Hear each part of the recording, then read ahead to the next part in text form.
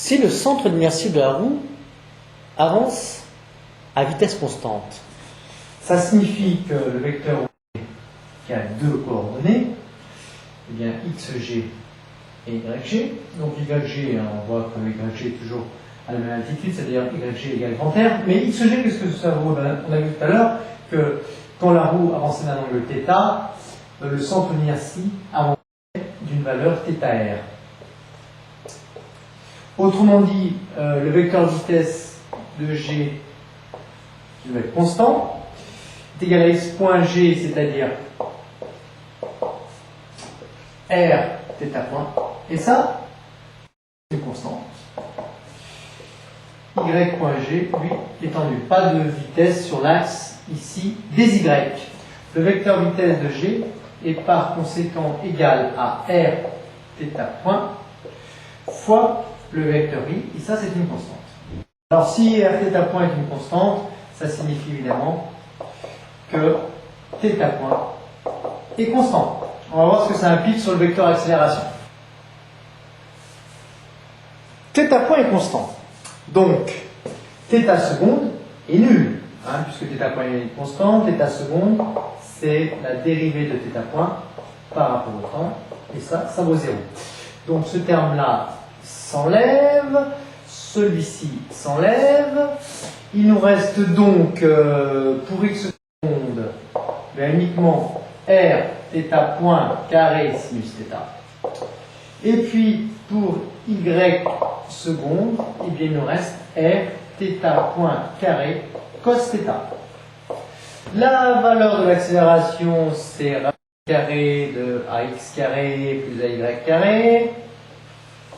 C'est-à-dire ax carré, racine carrée de quoi? Ax carré, ça nous donne r carré θ point carré sinus carré θ plus r carré θ point carré cos carré θ. On va mettre évidemment ici r carré θ point carré en facteur de sinus carré θ plus cosinus carré θ. Or, vous savez que sinus carré θ plus cosinus carré θ, ça vaut 1. Ça, c'est égal à 1. Autrement dit, A égale R θ point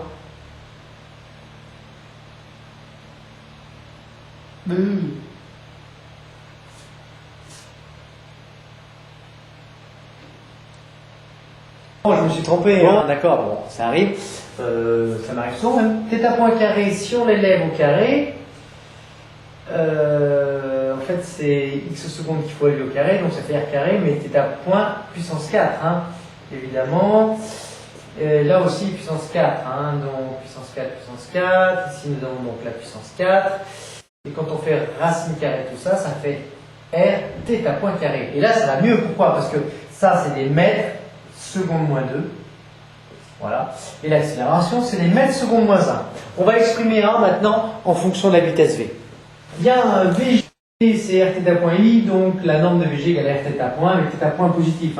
J'ai pris évidemment le sens positif, comme ceci, de façon à avoir θ point bien positif. Alors, on va réinjecter ceci. Eh bien, ça nous donne donc VG, alors on peut prendre ça comme ça, Par exemple, θ point égale VG divisé par R. Autrement dit, l'accélération égale R fois θ point carré, c'est-à-dire VG sur R au carré, ce qui nous donne l'accélération égale à VG carré sur R. Voilà pour l'accélération d'un point M. Dans le cas d'un mouvement uniforme de la roue, ici on a des mètres, seconde moins 1 au carré, ça fait mètre carré, seconde moins 2, divisé par des mètres. On a bien des mètres seconde moins 2. L'expression est bien homogène.